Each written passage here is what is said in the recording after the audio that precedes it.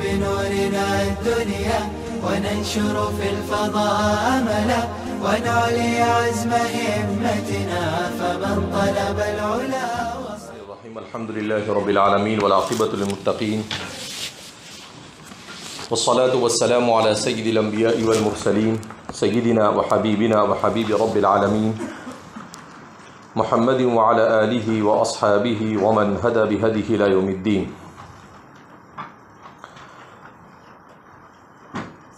وبالأسانيد المتصل منا إلى الإمام الحافظ الحجة أبي الحسين مسلم بن الحجاج بن مسلم القشيري النيسابوري رحمه الله تعالى. بسم الله الرحمن الرحيم. الحمد لله رب العالمين.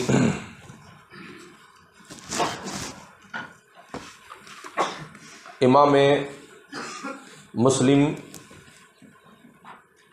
ابن الحجاج القشیری، جیسا کہ ان کے سلسلے میں بیان کیا گیا کہ آپ موطناً عجمی ہے اور ایک روایت کے مطابق اصلاً آپ عربی ہیں. اگر قشیر قبیلے سے آپ کا تعلق ہے جیسا کہ بعض حضرات کی رائے ہے تو اس صورت میں آپ عربی الاصل ہے، عجمی المسکن والموطن والدار ہے کہ آپ کی پرورش یہ عجم میں ہوئی، نیسابور میں ہوئی. نیسابور جس کو فارسی اور اردو زبان میں نیشاپور کہا جاتا ہے، چونکہ عربی زبان میں پا لفظ نہیں آتا ہے اس وجہ سے اسے نیسابور سے یاد کیا جاتا ہے. یہ دراصل عجم کا ایک شہر ہے جو کسی زمانے میں بڑا علمی شہر ہوا کرتا تھا. اس وقت نیشاپور یہ واقع ہے ایران میں،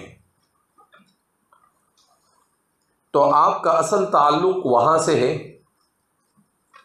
قرن ثانی اور قرن ثالث میں، دوسری اور تیسری صدی ہجری میں اس شہر کو محدثین اور فقہا کا شہر کہا جاتا تھا، اس لیے کہ خاص طور پر احادیث صحیحہ کہ جمع کا جو سلسلہ قرن ثالث میں شروع ہوا، وہ سلسلہ دراصل نیشاپور، رئی اور بخارا اس علاقے سے شروع ہوا. گویا کہ ایران سے لے کر افغانستان کی بارڈر تک، جسے ماوراء النہر سے تعبیر کیا جاتا ہے، نہر شیحون اور نہر جیحون کے اس پار، اس علاقے کو جغرافیہ کی اصطلاح میں مشرق بعید کہا جاتا ہے. تو مشرق وسطیٰ کے قریب سے لے کر مشرق بعید تک کا یہ پورا علاقہ یہ محدثین سے بھرا ہوا تھا. اس کی وجہ یہ کہ حضرات صحابہ کرام رضوان اللہ تعالیٰ عنہم اجمعین نے ان علاقوں کو فتح کیا تھا، اس لیے کہ نیشاپور کا علاقہ ایران میں ہے جو عراق سے لگ کر ہے، اور عراق یہ حجاز سے لگ کر ہے. لہذا مدینہ منورہ، مکہ مکرمہ جسے مہبط الوحی کہا جاتا ہے، اس کے بعد مدینہ منورہ میں رسول اللہ صلی اللہ علیہ وسلم پر جس وحی کے نزول کا سلسلہ شروع ہوا اور جو علوم وہاں پر مدون ہوئے وہ حضرات صحابہ، حضرات تابعین اور حضرات تبع تابعین اور حضرات محدثین اور حضرات فقہا اور حضرات ائمہ علوم عربیہ، ان لوگوں کی مساعی جمیلہ سے یہ منتقل ہو گئے اس کے قرب و جوار کے ساتھ. اس لیے کہ حجاز میں یہ علوم پروان چڑھے اس کے بعد عراق کے اوپر اس کے اثرات مرتب ہوئے، اور عراق سے لگ کر چونکہ ایران اور فارس واقع تھا وہاں پر اس کے اثرات مرتب ہوئے۔ اللہ کا نظام کچھ ایسا رہا کہ علم حدیث کی نشأت ثانیہ، جیسے فقہ کی نشأت ثانیہ یہ عراق میں ہوئی، تو علم حدیث کی نشأت ثانیہ یہ دراصل ہوئی مشرق بعید، بلاد مشرق بعید میں، کہ وہی نیساپور سے لے کر بخارا تک کا جو علاقہ تھا، اس پورے علاقے کے لوگوں کو اللہ رب العزت نے احادیث مبارکہ کی خدمت کے لیے منتخب کیا۔ اس علاقے کے لوگ حافظے کے اعتبار سے بڑے مضبوط تھے، جیسے عراق کے لوگوں میں فقاہت اور ذہانت ہوتی ہے، تو اس علاقے کے لوگ حافظے کے اعتبار سے بڑے مضبوط تھے، اس وجہ سے احادیث مبارکہ کی طرف ان کی خصوصی توجہ رہی۔ بعد میں چل کر یعنی 4 صدی ہجری کے بعد جیسے یہ علاقہ حضرات محدثین کا مسکن رہا، اس کے بعد اس علاقے میں تفتازانی اور بڑے بڑے امام نصفی ایسے متکلمین بھی پیدا ہوئے، اس کے بعد اس علاقے میں ثعلب جیسے علوم عربیہ اور تفسیر کے ماہرین بھی پیدا ہوئے، اور اس کے بعد سمرقندی جیسے فقہا بھی پیدا ہوئے۔ تو بعد میں چل کر پھر علوم اسلامیہ وہاں پروان چڑھتے گئے، یہاں تک کہ احناف کا ایک مستقل مکتبہ فکر جس کو فقہاء ماوراء النہر کہا جاتا ہے، کہ ماوراء النہر کے فقہا کی یہ رائے ہے، کتابوں کے اندر میں گویا کہ مستقل ایک مکتبہ فکر فقہ کے باب میں وجود میں آیا، جس کو فقہاء ماوراء النہر کہا جاتا ہے، کہ ماوراء النہر کے فقہا یہ کہتے ہیں، اور عراق کے فقہا یہ کہتے ہیں، ماوراء النہر کے فقہا یہ کہتے ہیں، اور بر صغیر کے فقہا یہ کہتے ہیں۔ تو بعد میں یہ سا، لیکن امام مسلم جس زمانے میں آپ کی نشو و نما ہوئی، اس زمانے میں اس علاقے میں احادیث مبارکہ کا چرچا تھا۔ نیشاپور اس کا مرکز تھا۔ اسحاق ابن راہوے یہ خاص طور پر امام بخاری کے بھی استاد ہے اور امام مسلم کے بھی استاد ہیں، اور یہی وہ شیخ ہے اور محدث ہے اسحاق ابن راہوے، جنہوں نے اپنے درس میں متعدد بار اپنے تلامذہ کے سامنے اس بات کا اظہار کیا کہ احادیث صحیحہ کا مجموعہ تیار ہونا چاہیے، جس میں ہر باب سے متعلق جو انسان کی عملی زندگی میں مسائل پیش آتے ہیں ان پر احادیث صحیحہ ہونی چاہیے۔ آپ ہی کی تحریض پر اور آپ ہی کے اپنے طلباء کو آمادہ کرنے پر امام مسلم نے بھی اپنی جامع کو تیار کیا، اور امام بخاری خود بھی اس سلسلے میں بیان کرتے ہیں کہ بہرحال ہم نے جو اس کتاب کو تیار کیا تو اس کتاب کے تیار کرنے میں ہمارے شیخ اسحاق ابن راہوے کا بڑا عظیم کردار ہے کہ وہ بارہا اپنے درس کے اندر میں اس بات کی طرف اشارہ کیا کرتے تھے۔ بہرحال تو اس کتاب کو میں نے مسلم شریف کو مکمل طور پر ہمارے ماموں حضرت مولانا عبد الرحیم صاحب فلاحی نور اللہ مرقدہ سے پڑھا، اور آپ نے حضرت شیخ یونس رحمۃ اللہ علیہ سے پڑھا، اور حضرت شیخ یونس نے حضرت شیخ زکریا سے پڑھا، اور حضرت شیخ زکریا نے حضرت گنگوہی سے پڑھا، اور حضرت گنگوہی نے حضرت مولانا یعقوب صاحب سے پڑھا، حضرت گنگوہی نے حضرت مولانا مملوک علی صاحب سے پڑھا، انہوں نے شاہ اسحاق سے پڑھا، انہوں نے شاہ عبدالعزیز سے پڑھا، اور انہوں نے شاہ ولی اللہ صاحب محدث دہلوی رحمۃ اللہ علیہ سے پڑھا۔ میں کاغذ پر اس کی پوری سند انشاءاللہ آپ طلباء کے سامنے اور اس پر بھی ایک مرتبہ پیش کر دی جائے گی۔ تو اسی لیے میں نے پہلے ہی کہا کہ وبالسند المتصل وبالاسانید المتصل، یہ تو مکمل کتاب من اولہ الی آخرہ حضرت مولانا عبد الرحیم صاحب سے پڑھی ہم نے۔ اس کے علاوہ براہ راست حضرت شیخ یونس صاحب سے بھی الحمدللہ ان کے سے اجازت، احادیث مبارکہ کی اجازت کا شرف حاصل ہے۔ اسی طریقے سے ہمارے اس آخری دور کے انتہائی عظیم محدث شیخ احمد سراج، جن کا تعلق ترکی سے تھا اور جو خلافت عثمانیہ کے آخری محدث شیخ زاہد الکوثری کے تلامذہ میں سے تھے، ان سے بھی اجازت کا شرف حاصل ہے۔ شیخ حامد اکرم البخاری مدینہ منورہ میں اسانید عالیہ کے حامل عظیم محدث ہے، جنہوں نے ایک طویل عرصے تک مسجد نبوی میں بخاری کا درس دیا، ان سے بھی اجازت کا شرف حاصل ہے۔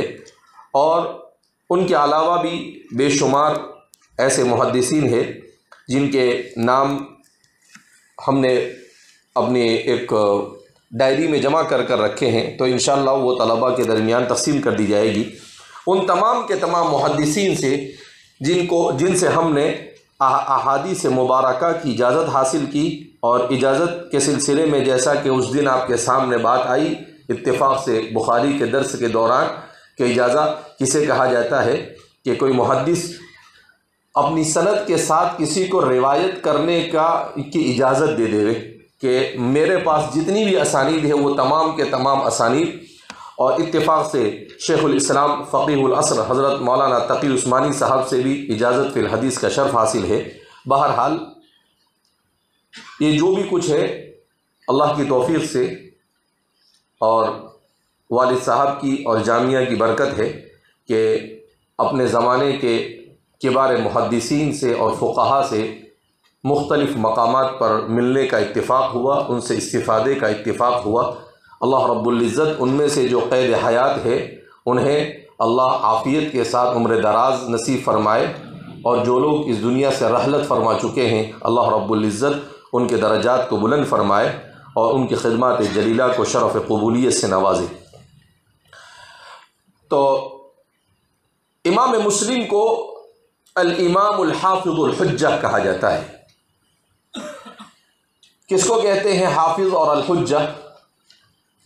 امام اسے کہا جاتا ہے جو ہر فن مولا، جسے تمام علوم عربیہ اور اسلامیہ میں درک حاصل ہو۔ الحافظ اس شخص کو کہا جاتا ہے جسے سند کے ساتھ کم از کم 10 لاکھ حدیثیں یاد ہو، بعض حضرات کا کہنا ہے، اور بعض حضرات کا کہنا ہے کہ اسے کم از کم 3 لاکھ حدیثیں یاد ہو، ایسے شخص کو حافظ کہا جاتا ہے۔ اور الحجہ اس شخص کو کہا جاتا ہے جس کے پاس احادیث مبارکہ کے ساتھ ساتھ اس سے استدلال کا ملکہ بھی ہو، یعنی فقاہت بھی اس کے پاس پائی جائے، تو اس صورت میں پھر اسے الحجہ بھی کہا جاتا ہے۔ آپ کی کنیت ابو الحسین ہے اور آپ کا نام مسلم ابن الحجاج ابن مسلم ہے، قشیری اور نیسابوری آپ کی نسبت ہے۔ آپ کے قبیلے کی طرف اشارہ کرتے ہوئے آپ کو القشیری کہا جاتا ہے، اور آپ کے دار اور موطن اور مسکن اور آپ کے وطن کی طرف اشارہ کرتے ہوئے آپ کو نیسابوری یعنی نیشاپوری کہا جاتا ہے۔ آپ اپنی کتاب کو شروع کرتے ہیں بسم اللہ الرحمن الرحیم، اور جیسا کہ بسم اللہ کے سلسلے میں آپ نے شاید اتنا سنا کہ آپ کے بھی کان پک گئے کہ بسم اللہ سے کیوں شروع کیا، لہذا اس کے تکرار کی یہاں پر چندہ ضرورت نہیں ہے۔ الحمدللہ رب العالمین، بسم اللہ جو ہے اسے شارٹ فارم کے طور پر بسملہ کہا جاتا ہے، اور بسم اللہ پڑھنے والے کو مبسمل کہا جاتا ہے۔ یہ عربی زبان میں اسے کہا جاتا ہے النحت اللغوی۔ کیا ہے النحت اللغوی؟ اس سلسلے میں محی الدین الدرویش اپنی کتاب اعراب القرآن و بیانہ میں ذکر کرتے ہیں کہ جیسے انگریزی اور فارسی زبان میں شارٹ فارم ہوتا ہے، تو ہمارے زمانے کے بہت سارے لوگوں کو جو انگریزی اور انگریزی تہذیب سے متاثر ہے، یہ تکلیف ہوتی ہے کہ یار عربی میں شارٹ فارم نہیں ہے، تو کہا کہ ان کی کم علمی ہے، جہالت ہے، نادانی ہے۔ ان سے پہلے سے ہمارے پاس شارٹ فارم پایا جاتا ہے، اسی شارٹ فارم کو النحت اللغوی کہا جاتا ہے۔ قرآن کریم میں وَتَنْحِتُونَ مِنَ الْجِبَالِ بُيُوتًا فَارِهِينَ، تو نحتا ینحت نحتن، اس کے معنی آتے ہیں، قرآن نے جو استعمال کیا ہے وہ استعمال کیا ہے پہاڑوں سے پتھر کو تراشنا۔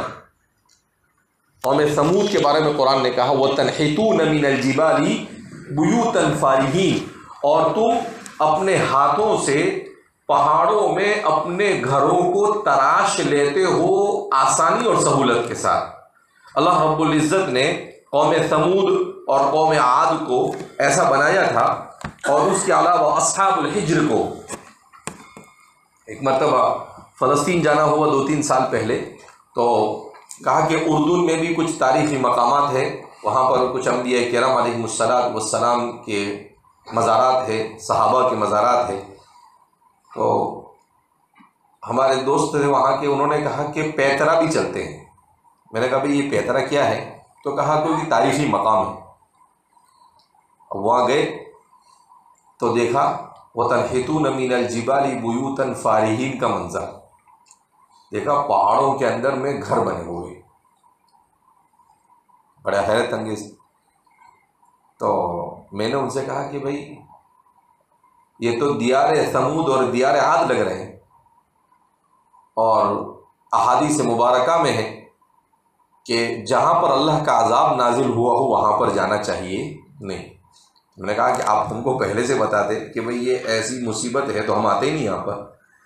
بہرحال پھر ہم لوگ جلدی سے وہاں سے واپس آئے۔ اللہ کے رسول صلی اللہ علیہ وسلم کا بھی گزر جب دیار ثمود پر سے ہوا تھا، تو آپ صلی اللہ علیہ وسلم نے کہا کہ بھئی یہاں سے تیزی سے نکل جاؤ، اس لیے کہ یہ وہ جگہ ہے جہاں پر اللہ کا عذاب نازل ہوا۔ پھر اس کے بعد میں نے کہا کہ بھئی یہ کیا ہے، کیا اس کو تلاش کیا، تو پتہ چلا کہ وہ دیار ثمود اور دیار عاد تو نہیں تھے، لیکن وہ تھے اصحاب الحجر المرسلین کی جگہ، یعنی وہ جگہ تھے جہاں پر قرآن کریم نے جن کے بارے میں ذکر کیا کذب اصحاب الحجر المرسلین، کہ اصحاب حجر نے رسولوں کی تکذیب کی، تو وہ اصحاب الحجر المرسلین کی جگہ۔ اب وہ کسی زمانے میں کسی انگریز نے دیکھ لیا ہوگا تو اس کی طرف نسبت کرتے ہوئے اس کا نام پیترا رکھ دیا، عربی کا لفظ نہیں، عرب علاقے کے اندر میں واقع، اور کیا بولتے اس کو؟ پیترا۔ اور پھر عرب لوگوں کو پانی جمتی تو بولتے بیترا۔ میں بولا اس کو اچھا ہے بیترا بنایا، بٹر نہیں بنا دیا۔ تو نحت کے معنی، اب اسی سے النحت اللغوی لاتے ہیں۔ النحت اللغوی کا کیا مطلب؟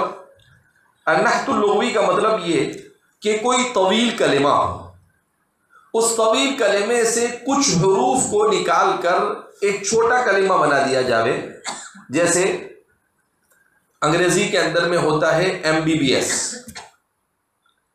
تو یہ شارٹ ہے، اصل میں کیا ہے وہ bachelor of medicine and bachelor of surgery.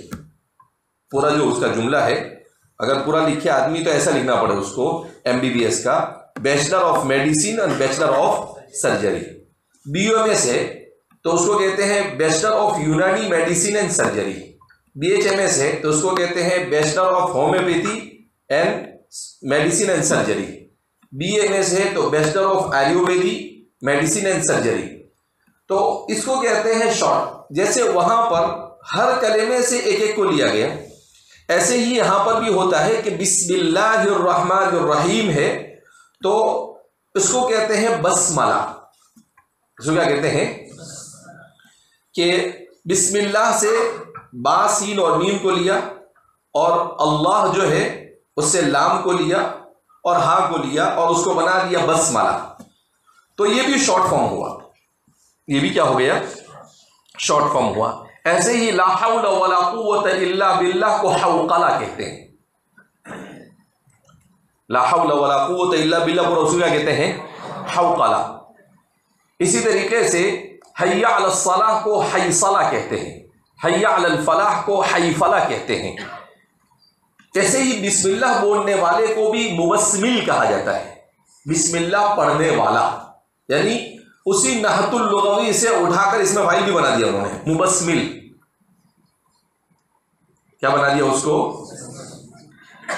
تو اسے النحت اللغوی کہتے ہیں. بہرحال یہ ایک نئی چیز کہ بہت سارے لوگوں نے سنا نہیں ہوگا آپ لوگوں نے، اس وجہ سے میں نے آپ کے سامنے اس کو ذکر کر دیا. تو بسم اللہ الرحمن الرحیم کے سلسلے میں بقیہ ابحاث تو بہت کی جاتی ہے.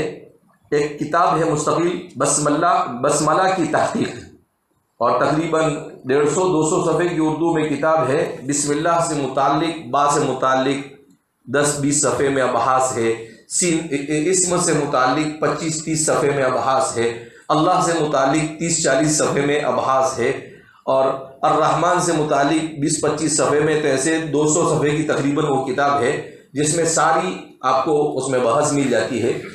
بعض حضرات نے بسم اللہ پر ایسا کام کیا ہے. پاکستان کے ایک شیخ ہے، نحو کے بڑے ماہر ہے، وہ مولانا عطاء الرحمن ایسا کچھ نام ہے، عطاء الرحمن صاحب ملتانی.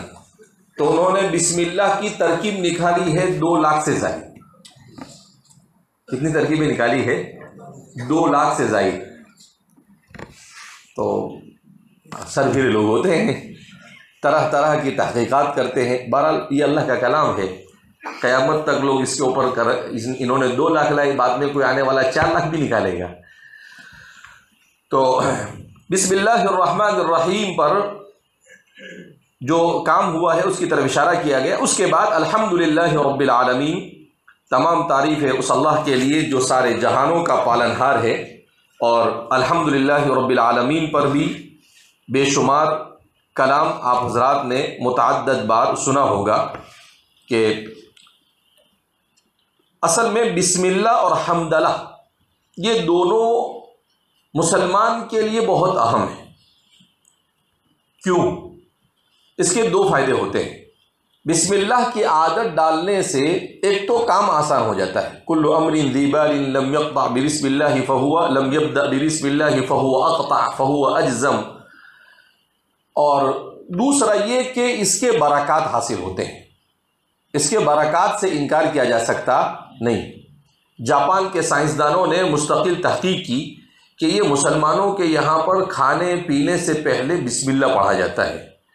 تو کیا بسم اللہ کے جن چیزوں پر پڑھا جاتا ہے اس پر فزیکلی اور سائنٹیفکلی کوئی اثر ہوتا ہے یا نہیں؟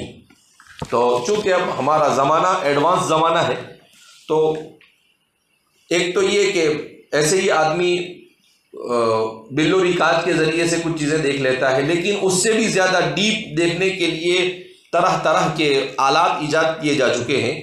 تو ان سارے آلات کو اس کے سامنے رکھ کر اس پر بسم اللہ پڑھا گیا. تو سائنٹیفک ریسرچ یہ کہتا ہے کہ بسم اللہ کے پڑھنے سے پانی پر اور کھائی جانے والی چیز پر یہ اثرات مرتب ہوتے ہیں کہ اس میں جو نقصان دینے والے جراثیم ہوتے ہیں وہ ختم ہو جاتے ہیں. پانی کے اندر میں جو نقصان دہ جراثیم ہوتے ہیں وہ کیا ہوتے ہیں؟ ختم ہو جاتے ہیں. لہذا انسان کے لیے وہ پانی کیا بن جاتا ہے؟ ایسا مفید بن جاتا ہے جو مضرت کا حامل ہوتا نہیں. اور اگر ایسے ہی آدمی پیے تو اس میں جو جراثیم ہوتے ہیں وہ جراثیم انسان کے پیٹ میں جاتے ہیں، انسان کی باڈی میں جاتے ہیں، اور اس پر الگ الگ طرح کے اثرات کیا کرتے ہیں؟ مرتب کرتے ہیں. تو سائنس نے بھی اس بات کو تسلیم کیا ہے. ہم اسی لیے کہتے ہیں کہ سائنس 1400 سال پیچھے چلتی ہے اسلام سے. ان کو آج سمجھ میں آ رہا ہے. اور رسول اللہ صلی اللہ علیہ وسلم نے کب سے کہہ دیا کہ بھائی بسم اللہ کے نہ پڑھنے سے چیزیں ادھوری رہ جاتی ہے، اس میں برکت نہیں ہوتی ہے. تو ہر اعتبار سے اس کا انکار نہیں کیا جا سکتا کہ اللہ کا نام لینا اور اللہ کے نام سے کاموں کو شروع کرنا اپنے اندر برکتوں کا حامل ہے.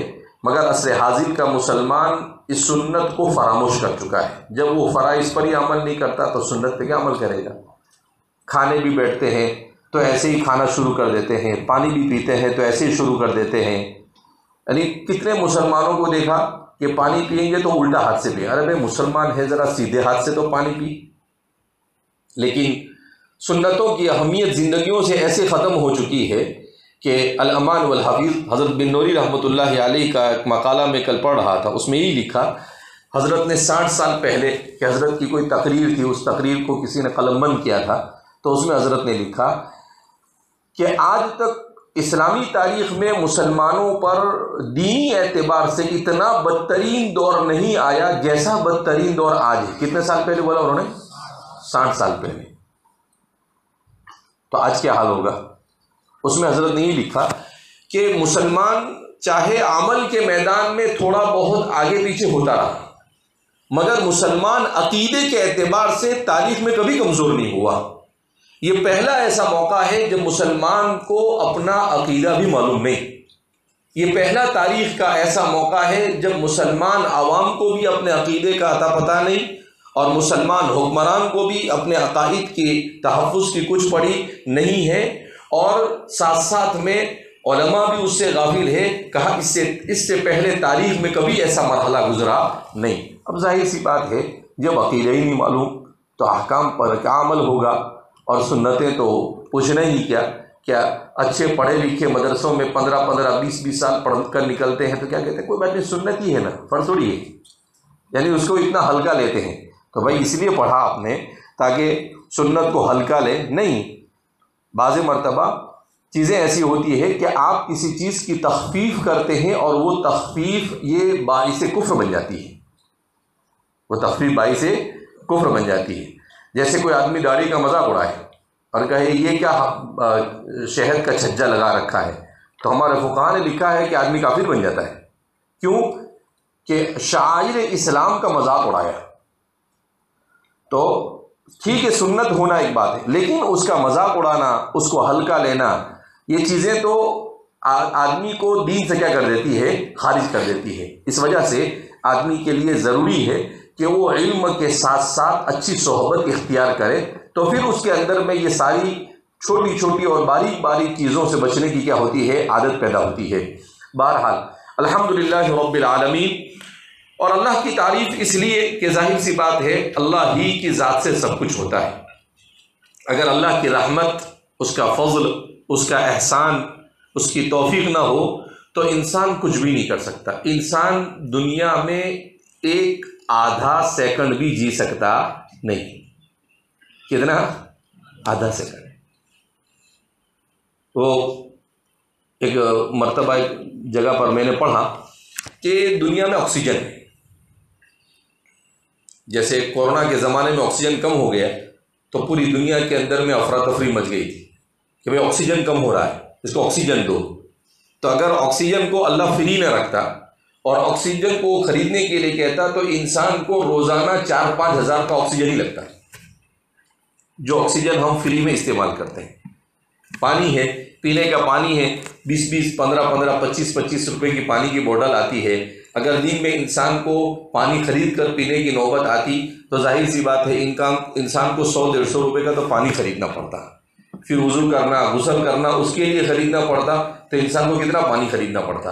اگر وہ 5 روپے لیٹر بھی ہو تب بھی آدمی کو 50-100 لیٹر کے بغیر تو آدمی نہاتا نہیں ہے، تو پھر وہ برابر ایک مد میں نہانا شروع کر دیتا ہے۔ لیکن مال مفت دلے بے رحم۔ تو اس لیے ایسی اللہ کی بے شمار نعمتیں ہیں، تو ظاہر سی بات ہے اللہ ہی تعریف کا سزاوار ہے، اس کے علاوہ تعریف کا کوئی سزاوار ہو سکتا نہیں۔ اگر کسی کی تعریف کی جاتی ہے تو وہ تعریف بھی در حقیقت اللہ کی تعریف ہے، اس لیے کہ اس کے پیچھے بھی اللہ ہے۔ اگر میں کچھ پڑھا رہا ہوں تو میں بول رہا ہوں، میں سوچ رہا ہوں، میں پڑھ رہا ہوں، میں اچھی طرح سے سمجھا پا رہا ہوں، یہ بھی کس سے ہے؟ اللہ کے فضل، اس کی رحمت سے ہے۔ تو اب اللہ کی تعریف نہیں کرے گا تو کس کی؟ تیری اور میری تعریف کرے گا۔ تو ظاہر سی بات ہے کہ قرآن نے بھی قرآن کا آغاز بھی اللہ کی تعریف سے ہوا، ایسے ہی ہمارے مصنفین اور مؤلفین نے بھی یہ طریقہ اختیار کیا کہ اپنی کتابوں میں سب سے پہلے اللہ کو یاد کیا جاتا ہے، اللہ رب العزت کی تعریف کی جاتی ہے، والعاقبۃ للمتقین، اور اچھا انجام ہو متقیوں کا۔ ظاہر سی بات ہے کہ متقیوں کے لیے آزمائش ہوتی ہے، مگر متقی یہ کبھی ناکام نہیں ہوتا ہے. متقی کبھی ناکام، اگرچہ ناکام نظر آئے مگر پھر بھی ناکام نہیں. کیسے ناکام نظر آئے؟ کہ بھئی کسی نے مار دیا تو بولے یہ تو مر گئے. نہیں، اگر وہ اللہ کے لیے مرتا ہے تو صحابہ فرماتے تھے تیر لگتا تھا اور کہتے تھے فزت ورب الکعبہ، رب کعبہ کی قسم میں کیا ہو گیا. کیوں؟ یہ جان دی ہوئی اس کی تھی، جس نے جان دی تھی اس کے نام پر چلی گئی، تو یہ ناکامی نہیں ہے، یہ تو اصل کامیابی ہے. یہ تو کیا ہے؟ اصل کامیابی ہے. اسی لیے حضرت خباب بن الارت، حضرت خبیب ابن عدی فرماتے ہیں فَلَسْتُ أُبَالِي حِينَ أُقْتَلُ مُسْلِمًا عَلَى أَيِّ جَنْبٍ كَانَ لِلَّهِ مَقْتَلِي، کہ اگر میں اسلام کی حالت میں مارا جاتا ہوں تو مجھے کوئی پرواہ نہیں ہے، جیسے مارنا ہو مار دو، بس میں اسلام کی حالت میں اور اللہ رب العزت کی رضامندی کی حالت میں اس دنیا سے جاؤں. تو کفار مکہ پہ پوچھنے لگے ان کو، تم کو تلوار سے مارے، تم کو تیر سے مارے، تمہیں سنگسار کر کر مارے، تم جو چوائس کرو. اس کتنے بدماش تھے، آدمی کو مار رہے ہیں اور اس میں بھی اس کی چوائس پوچھ رہے ہیں. یہ بھی ایک قسم کی کیا ہے، مینٹلی طور پر ٹارچر کرنا ہے، ایک قسم کا عذاب ہے. لیکن ان کو نہیں معلوم تھا کہ یہ صحابی رسول ہے. تو وہ کہتے ہیں فَلَسْتُ أُبَالِي حِينَ أُقْتَلُ مُسْلِمًا، کہ حالت اسلام میں اگر میں مارا جاؤں تو مجھے کوئی پرواہ نہیں. عَلَى أَيِّ جَنْبٍ كَانَ لِلَّهِ مَقْتَلِي، اللہ کے راستے میں جس طرح سے بھی میں مارا جاؤں مجھے اس سے کوئی فرق پڑتا نہیں. تو انہوں نے بھی اینٹ کا جواب پتھر سے نہیں چٹان سے دیا. بہرحال تو اس لیے اس طرح کا ایمان نہیں ہوتا ہے، ایمان کمزور ہوتا ہے، علم نہیں ہوتا ہے، تو ظاہر سی بات ہے انسان چھوٹی چھوٹی چیزوں پر کیا ہو جاتا ہے، ایمان سے محروم ہو جاتا ہے، ارتداد کا شکار ہو جاتا ہے. اس لیے آدمی کو کثرت سے علم حاصل کرنا، کثرت سے نیک لوگوں کی صحبت میں رہنا، اور اتنا سب پڑھنے کے بعد بھی اگر آدمی کا ایمان اور اسلام مضبوط نہ ہو تو اس سے بڑی اور کوئی محرومی ہو سکتی نہیں. والعاقبۃ للمتقین، تو فرماتے ہیں کہ اچھا انجام متقیوں کے لیے ہے. وصلی اللہ علی محمد خاتم النبیین، اور درود و سلام ہو محمد خاتم النبیین پر، نبی کریم صلی اللہ علیہ وسلم پر. چونکہ سلسلہ نبوت ختم ہوا اس وجہ سے آپ کو خاتم النبیین کہا جاتا ہے، خاتم المرسلین کہا جاتا ہے. اللہ کے رسول صلی اللہ علیہ وسلم کے زمانے ہی میں کچھ لوگوں نے ختم نبوت کا انکار کیا تھا. حضور صلی اللہ علیہ وسلم کے زمانے میں ایک سرپھیرا آیا جس کو بعد میں چل کر مسیلمہ ابن حبیب الکذاب کہا جاتا، اور حضور کو کیا کہنے لگا کہ اپنے نصف لی و نصف لک کا نبوت کو تقسیم کر لیتے ہیں، آدھا تمہارا آدھا میرا. حضور نے بولا تو جاتا کہ نہیں یہاں سے کہ مار کھاتا ہے تو. بعض روایتوں میں ہے کہ وہ حضور کے پاس آ کر گیا، مگر وہاں جانے کے بعد اس نے حضور کو خط لکھا. تو حضور نے کہا کہ اگر فرستادہ کو سزا کیا حکم ہوتا تو اس کے ان فرستادہ کو میں قتل کر دیتا، مگر اس زمانے کا انٹرنیشنل لا یہ تھا کہ اگر کوئی آدمی کسی کا خط لے کر آئے تو اسے سزا نہ دی جاتی تھی اور اسے مارا جاتا تھا نہیں، ورنہ اس کی توہین لازم آتی تھی. لہذا اس بنا پر پھر اللہ کے رسول صلی اللہ علیہ وسلم کے انتقال کے بعد اس نے نبوت کا دعویٰ کیا، اور حضرت ابوبکر صدیق رضی اللہ تعالیٰ عنہ نے اس کی سرکوبی کے لیے حضرت خالد بن ولید کو بھیجا، اور حضرت خالد بن ولید نے حدیقۃ الموت کے اندر میں اس کو موت کے گھاٹ اتار دیا.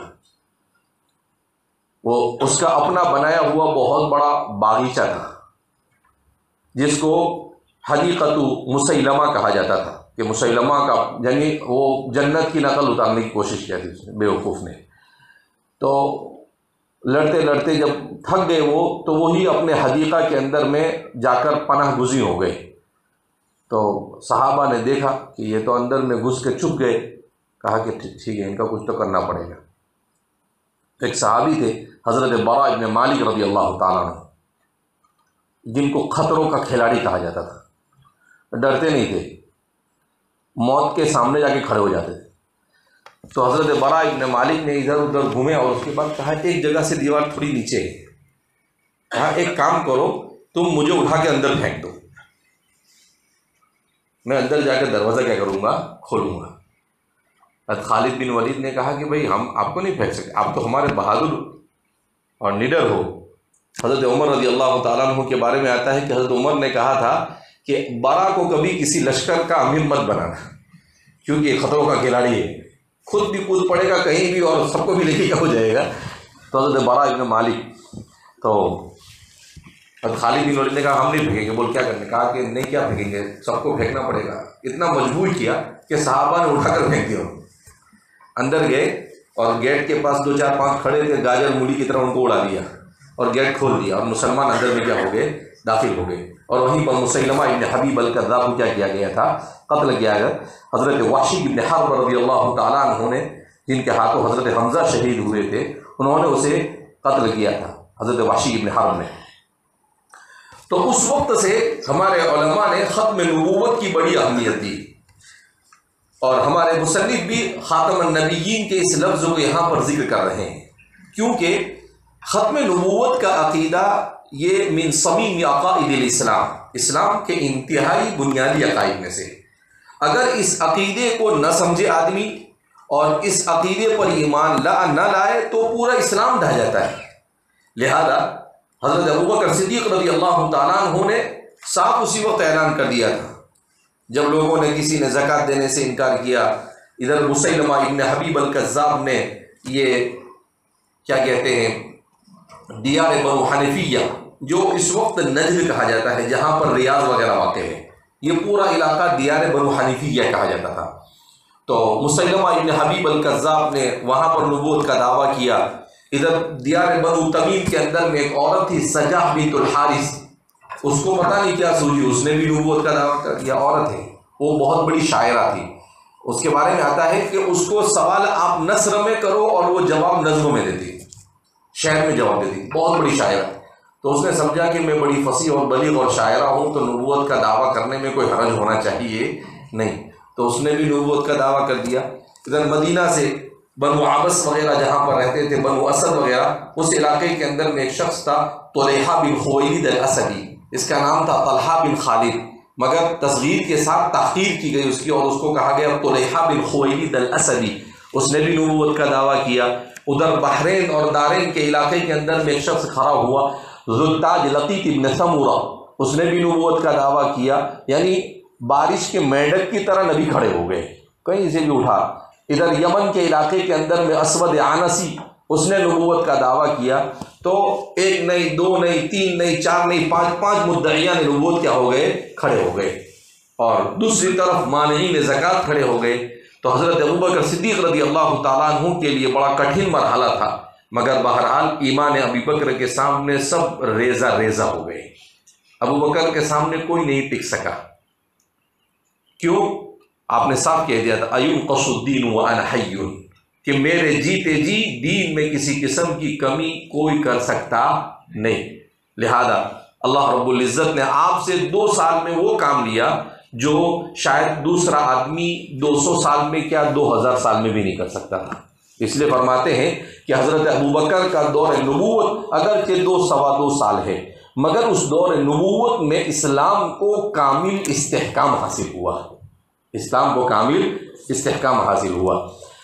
تو حضرت ابوبکر صدیق، اس کے بعد ہمارے علماء نے ہمارے ہندوستان کے علاقے کے اندر میں قادیان کے اندر میں ایک شخص کھڑا ہوا، اور غلام محمد قادیانی، اس نے نبوت کا دعویٰ کیا۔ تو ہمارے علماء نے حضرت عطا اللہ شاہ بخاری، علامہ انور شاہ کشمیری رحمۃ اللہ علیہ نے بڑھ چڑھ کر اس کی تردید کی۔ علامہ انور شاہ کشمیری رحمۃ اللہ علیہ کے بارے میں تو آتا ہے کہ آپ نے، جبکہ آپ خونی بواسیر کے مرض میں مبتلا تھے، کیونکہ آپ بیٹھے بیٹھے کتابیں پڑھتے رہتے تھے، اور کثرت سے آدمی اگر ایسے ہی بیٹھے رہے تو آدمی کو بواسیر کا مرض لگ جاتا ہے۔ تو حضرت خونی بواسیر کے مرض میں مبتلا تھے۔ اس زمانے میں بھاولپور کے اندر میں مقدمہ چلا انگریزوں کے دربار میں کہ ایک مرد نے دعویٰ کیا کہ بھئی میری شادی طے ہوئی تھی ایک حافظ صاحب کی لڑکی کے ساتھ، اور اس حافظ صاحب نے انکار کر دیا کہ تو قادیانی ہے، مسلمان نہیں ہے، لہذا تیرے ساتھ شادی میری لڑکی کی میں کروں گا نہیں۔ اس نے کہا میں مسلمان ہوں۔ اب یہ مقدمہ عدالت میں گیا تو مسئلہ کھڑا ہو گیا کہ بھئی اس مقدمے کے ساتھ کیسے نمٹا جائے۔ تو کہا دارالعلوم دیوبند سے رابطہ قائم کیا جائے۔ دارالعلوم سے رابطہ قائم کیا گیا کہ بھئی ان کا جو وکیل ہے، مبشر یا ایسا کچھ نام تھا، مبشر بن نار، تو کہا کہ یہ جو ہے یہ بڑا خطرناک ہے اور بڑا چالاک ہے، کسی کچے پکے آدمی کو آسانی کے ساتھ یہ پٹھ کر سکتا نہیں، لہذا اس بنا پر دارالعلوم سے رابطہ۔ دارالعلوم نے حضرت علامہ انور شاہ کشمیری سے بات کی تو علامہ انور شاہ کشمیری رحمۃ اللہ علیہ یہ اپنی شدید بیماری کی حالت میں، جبکہ آپ کو حج کے لیے بھی جانا تھا، اب کا حج کا سفر کینسل کیا آپ نے، اور بھاولپور پاکستان میں واقع ہے وہاں پر آپ گئے۔ جب آپ وہاں پر گئے مقدمہ چلا، علامہ انور شاہ کشمیری علوم عقلیہ، نقلیہ، علوم قرآن اور علوم حدیث کے ماہر تھے، ان کے سامنے کون ٹک سکتا تھا؟ آپ نے دنداں شکست جوابات اس کو دیے، لیکن آدمی جب ماننے کو ہی تیار نہ ہو تو کیسے چلے گا؟ آخر میں علامہ انور شاہ کشمیری رحمۃ اللہ علیہ وجد میں آ گئے۔ علامہ انور شاہ کشمیری رحمۃ اللہ علیہ نے کہا کہ دیکھ بہت زیادہ بحث مت کر، اگر تو یہ چاہتا ہے کہ اپنا ٹھکانہ جہنم میں دیکھے تو یہاں بیٹھے بیٹھے میں تجھے تیرا ٹھکانہ جہنم میں بتا سکتا ہوں۔ کیا کہا آپ نے؟ میں تیرا ٹھکانہ یہاں بیٹھے بیٹھے جہنم میں کیا کر سکتا ہوں، دکھا سکتا ہوں۔ اس نے ہتھیار ڈال دیے اور اس نے تسلیم، تو وہ مقدمہ بھاولپور علامہ انور شاہ کشمیری رحمۃ اللہ علیہ جیت گئے ختم نبوت کے خلاف، اور اس دن سے ان کو کافر کہا جاتا ہے کہ بھئی قادیانی یہ مسلمان ہو سکتا نہیں ہے۔ تو پھر پورے عالم اسلام نے ان کے خلاف یہ فتویٰ دے دیا تھا کہ بھئی یہ مسلمان نہیں ہے۔ 1932-33 کی بات ہے۔ تو ختم نبوت کے اوپر ہمارے علماء نے بہت کام کیا۔ ہمارے مصنف بھی خاتم النبیین لا کر اس کو بتا رہے ہیں۔ ختم نبوت پر ابھی ہمارے علماء نے جو کتابیں لکھی بر صغیر کے، ان ساری کتابوں کو جمع کیا تو 60 جلدوں کے اندر میں کتاب آئی۔ کتنی جلدوں کے اندر میں؟ 60 جلدوں میں، ایک ایک جلد 800 1000 صفحے کی۔ اب اندازہ لگائے کتنا کام کیا ہوگا۔ علامہ انور شاہ کشمیری کی اکفار الملحدین سے شروع ہوتا ہے اخیر تک کے۔ تو علامہ انور شاہ کشمیری رحمۃ اللہ علیہ کے اس موقع پر کسی نے حضرت کی تقریر تھی بھاولپور کی جامع مسجد میں، تو حضرت کا تعارف کیا اور کہا کہ حضرت اتنی شدید بیماری کے باوجود یہاں پر تشریف لائے۔ تو علامہ انور شاہ کشمیری رحمۃ اللہ علیہ نے بڑی عجیب بات اس وقت ارشاد فرمائی تھی۔ علامہ نے کہا تھا خدا پاک کی قسم، اگر رسول اللہ صلی اللہ علیہ وسلم کے ختم نبوت پر حملہ ہو اور انور شاہ کشمیری اگر اپنے گھر پر یا اپنے ٹھکانے پر ایسے ہی بیٹھا رہے تو گلی کا کتا بھی اس سے اچھا ہے۔ کیا فرمایا آپ نے؟ گلی کا کتا بھی مجھ سے کیا ہوگا؟ اچھا ہوگا۔ تو یہ عقائد کے باب میں ہمارے علماء نے کبھی کمپرومائز نہیں کیا۔ جان جائے تو جائے، عزت جائے تو جائے، مال جائے تو جائے، سب کچھ جائے تو جائے، لیکن عقیدے کے باب میں کمپرومائز نہیں۔ اس سلسلے میں سب سے بہترین کام کیا ہے، ختم نبوت کے پورے عقیدے کو سمجھنا ہے۔ تو حضرت مفتی اعظم مفتی شفیع صاحب نور اللہ مرقدہ نے کامل ختم نبوت کے نام سے کتاب لکھی ہے، عجیب کتاب لکھی ہے آپ نے۔ اس کتاب میں آپ نے ثابت کیا ہے کہ قرآن کریم کی اشارت النص، اقتضاء النص، دلالت النص اور عبارت النص سے قرآن کریم کی تقریباً 40 سے زیادہ آیتیں ختم نبوت پر دلالت کرتی ہے، اور 110 سے زیادہ احادیث مبارکہ کو آپ نے جمع کیا ہے۔ ایک مرتبہ ختم نبوت کے کسی پروگرام میں میرا 15-20 سال پہلے کہیں پر جانا ہوا تھا، اس وقت وہاں پر تقریر کی تو بہت ساری چیزیں ایسی بتائی، تو پھر وہاں پر لوگوں نے کہا کہ بھئی اس کو تحریر میں آنا چاہیے۔ تو میں نے وہی حضرت کی جو کتاب اور کچھ کتابوں کو سامنے رکھ کر ختم نبوت کے اوپر مضمون لکھا تھا جو دارالعلوم کے اندر میں شائع ہوا تھا۔ تو اس میں بہت ساری ختم نبوت کو سمجھنے کے لیے 10-15 صفحے میں بھی آدمی ختم نبوت کو سمجھ سکتا ہے، کیونکہ ہمارے زمانے میں شکیل بن حنیف ہے اور پتہ نہیں اور کون کون لوگ ابھی اور کھڑے ہوتے رہیں گے۔ کوئی بھی کھڑا ہوتا ہے بولتا ہے میں مہدی ہوں، کوئی بھی کھڑا ہوتا ہے بولتا ہے میں عیسیٰ ہوں۔ تو ایسے زمانے کے اندر میں عقیدے کو تفصیل سے پڑھنا اور ختم نبوت کو خاص طور پر سمجھنا یہ ہمارے لیے کیا ہے، بہت زیادہ ضروری ہے۔ بہرحال چونکہ آپ نے اس لفظ کو یہاں پر استعمال کیا، اس وجہ سے میں نے اشارہ کیا کہ والعاقبۃ للمتقین وصلی اللہ علی محمد خاتم النبیین وعلی جمیع الانبیاء والمرسلین۔ اور ظاہر سی بات ہے کہ اس دنیا کے اندر میں انسان آیا، اور انسان کے آنے کے ساتھ اگر اس کے پاس ایمان ہے تو اس دنیا میں اس کا آنا وصول ہے، اور اگر اس کے پاس ایمان نہیں ہے تو اس صورت میں اس کے یہاں پر آنے سے کوئی فائدہ ہے نہیں۔ اور ایمان کو لے کر آنے والے کون ہیں؟ انبیاء۔ اس لیے جہاں پر رسول اللہ صلی اللہ علیہ وسلم کو یاد کیا جاتا ہے، وہاں پر انبیاء کرام علیہم السلام کو بھی یاد کیا جاتا ہے۔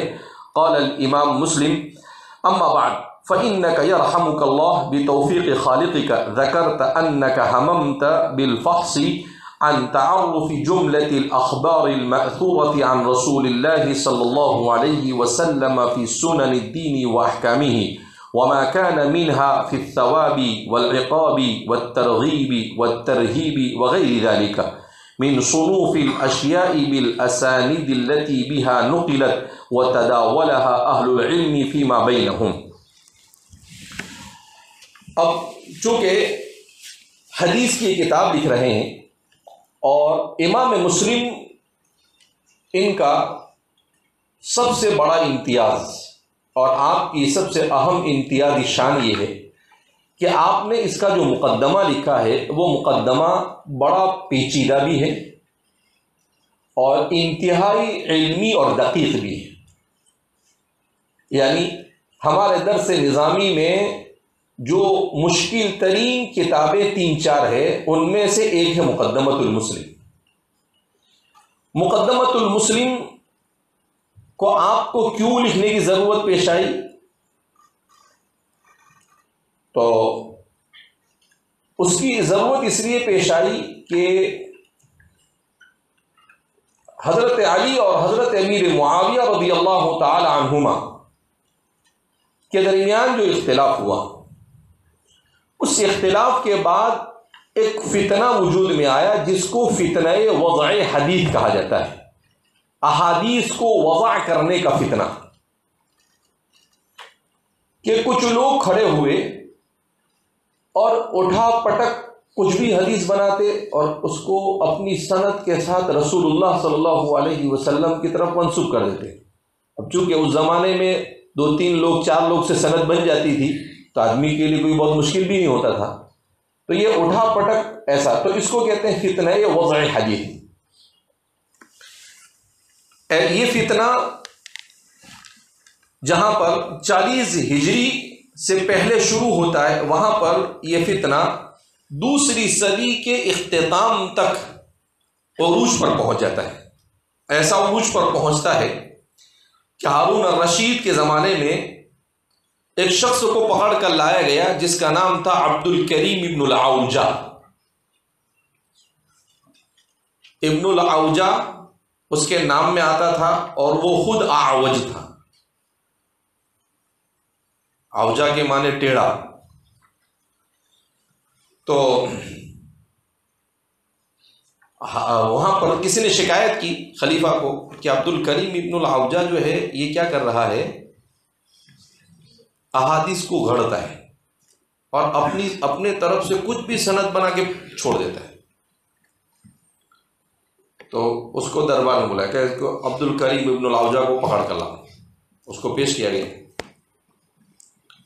اور اس سے پوچھا گیا، مقدمہ چلا، قاضی ہوتے تھے خلیفہ کے سامنے۔ جب اس سے پوچھا تو کہا ہاں میں نے وضع حدیث کیا ہے۔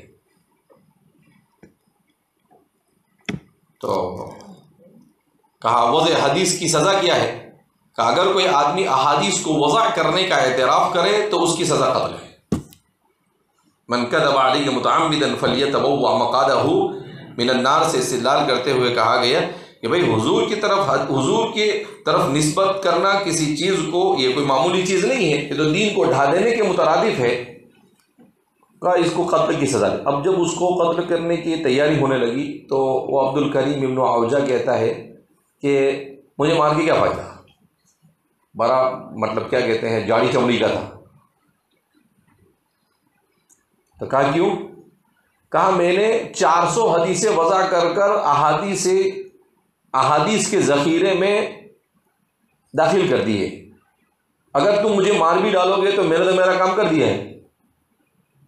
اس کو ایسا تھا کہ ایسا بولوں گا تو شاید مجھے چھوڑ دے اور کہا کہ چل وہ 400 لکھ کے دے تو میری جان کیا ہو جائے گی، بچ جائے گی۔ لیکن ہارون رشید بڑے ذہین تھے، انہوں نے کہا اچھا زیادہ شانہ ہے، کہا اب بھی اسی گردن اڑاؤ، ایک لمحے کی بھی اس کو اب اجازت دی جائے گی نہیں، گردن اڑا دی، اس کی قتل کر دیا۔ اب وزیر نے اور درباری لوگ پریشان، یار یہ بولتا ہے 400 حدیثیں وضع کر کر گیا ہوں میں اور اس کو تو مار دیا، اب اس کی وضع کردہ حدیثوں کو تلاش کیسے کریں؟ تو اس زمانے میں حضرت عبداللہ بن مبارک تھے اور دوسرے بغداد اور کوفہ اور بصرہ کے بڑے بڑے محدثین تھے، ان کو سب کو جمع کیا۔ کس نے؟ ہارون رشید، اور کہا کہ عبد الکریم ابن العوجہ کی وضع کردہ 400 حدیثیں تم کو ڈھونڈنی ہیں۔ اب یہ لوگ پھیل گئے، پہلے معلوم کیا کہ یہ خبیث کہاں کہاں پر بیٹھ کر پڑھا کے آیا ہے، اور پھر وہ علاقوں میں پھیل گئے، اور پھر اس کے بعد لوگوں سے پوچھنے لگے آپ کو کتنی حدیثیں یاد ذرا سناؤ، تو اب وہ حدیث سناتے کہ حدثنا عبد الکریم ابن العوجہ، تو لکھ لیتے اس کو۔ تو فرماتے ہیں کہ 1 مہینے سے بھی کم مدت میں اس کی وضع کردہ 400 احادیث کو لا کر ہارون رشید کے سامنے پیش کر دیا کہ هذه احادیث وضعها عبد الکریم ابن العوجہ الملعون، کہا کہ یہ حدیثیں جو عبد الکریم ابن العوجہ نے۔ تو فرماتے ہیں کہ ہارون رشید اپنے تخت سے کھڑے ہوئے سجدے میں گر گئے اور اپنے درباریوں سے کہا کہ مجھے معلوم تھا کہ محدثین کی یہ جماعت دودھ کا دودھ اور پانی کا پانی کر، اسی لیے میں نے اس کو اسی لمحے مروا دیا تھا کہ یہ اور دوسری 2-4 نہیں وضع کر دے رہے۔ کہا مجھے معلوم تھا کہ ہمارے محدثین کی جماعت، تو اسی لیے کہتے ہیں احادیث مبارکہ میں ذرہ برابر بھی کسی حدیث کے موضوع ہونے کا اور اس پر صحت کا حکم لگنے کا سوال ہی نہیں پیدا ہوتا ہے۔ ایسی چھان پٹک اور ایسے اصول ہمارے محدثین نے وضع کیے ہیں کہ اللہ رب العزت کی طرف سے وہ موفق من اللہ تھے، اللہ کی طرف سے انہیں توفیق دی گئی تھی۔ تو اب ان کے زمانے میں آئے، اب ظاہر سی بات ہے کہ فتنہ حدیث، ایک طرف تو فتنہ وضع حدیث تھا، دوسری طرف یہ معتزلہ کھڑے ہو گئے تھے فتنہ انکار حدیث والے۔ تو روافض جو ہیں وہ کثرت سے احادیث وضع کرتے ہیں۔ فرقہ اسلامیہ میں سب سے زیادہ اگر حدیث کسی فرقے نے وضع کی ہے تو وہ روافض اور شیعہ ہیں۔ کچھ بھی اٹھا پٹک اپنے امام کو، اپنے مسلک کو، اپنے مذہب کو ثابت کرنے کے لیے سیدھا اٹھا کے حدیث بنا ڈالتے ہو۔ اب ظاہر سی بات ہے کہ ایسے حالات میں ہمارے لوگوں میں بھی 2 طرح کے لوگ کھڑے ہوئے۔ کچھ لوگ وہ تھے جنہوں نے حدیث کے باب میں ضرورت سے زیادہ تشدد کیا، ضرورت سے زیادہ کیا کیا تشدد کیا، اور کچھ لوگ وہ تھے جنہوں نے حدیث کے باب میں تھوڑا سا تساہل سے کام لیا، اور کچھ لوگ وہ تھے جنہوں نے اعتدال سے کام لیا کہ بھئی اصول محدثین نے جو بنائے ان اصول کی روشنی میں جو ہوگا وہ ہوگا۔ تو آپ کے زمانے میں تشدد کرنے والوں کی کثرت ہو گئی، جو احادیث کے حدیث متصل ہونے کے حکم لگانے پر تشدد سے کام لے رہے تھے۔ لہذا اس بنا پر آپ نے ضرورت محسوس کی کہ ایک ایسا مقدمہ لکھا جائے جس مقدمے میں احادیث کی صحت کو سمجھنے کے لیے اصول و ضوابط کو ذکر کیا جائے۔ تو اصول حدیث پر اگر سب سے پہلے کسی نے کام کیا ہے تو وہ امام مسلم ہے، اس کے بعد چل کر مصطلحات و علم مصطلح الحدیث، علوم الحدیث، علم اصول حدیث اور علم الجرح والتعدیل، یہ بہت سارے علوم وجود میں آئے، لیکن سب سے پہلے اس کی بنیاد ڈالنے والے کون ہیں؟ امام مسلم۔ لہذا آپ اپنے اس مقدمے میں ان چیزوں کو بیان کریں گے، ہم بھی اس کو جیسے جیسے پڑھتے جائیں گے ویسے ویسے اس کو سمجھنے کی کوشش کریں گے۔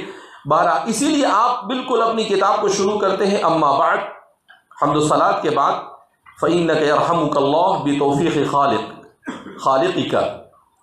خاص طور پر طالب علم کو مخاطب کرتے ہوئے آپ کہتے ہیں کہ آپ اللہ آپ پر رحم فرمائے اور اپنے آپ کے خالق کی توفیق سے ذکر کیا انک ہممت بالفحص، کہ آپ نے احادیث مبارکہ میں چھان پھٹک کا ارادہ کیا۔ الفحص کہتے ہیں چھان پھٹک کرنا، اسی لیے عربی کے اندر میں آج کل جو لیبورٹری چیک اپ ہوتا ہے اس کے لیے بھی لفظ استعمال کیا جاتا ہے الفحص الطبی، میڈیکل چیک اپ۔ تو میڈیکل چیک اپ کے لیے بھی یہ لفظ استعمال کرتے ہیں الفحص الطبی، میڈیکل چیک اپ جو آدمی کا کیا جاتا ہے۔